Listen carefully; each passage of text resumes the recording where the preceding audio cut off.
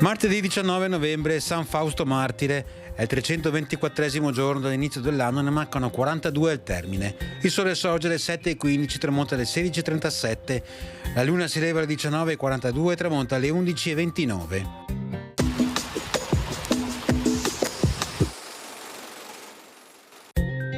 Durante l'imperversare della peste, a 72 anni di età, Marco Barbarigo viene incoronato doge sulla Scala dei Giganti, da poco eretta in Palazzo Ducale, mentre dal cielo cade una pioggia torrenziale.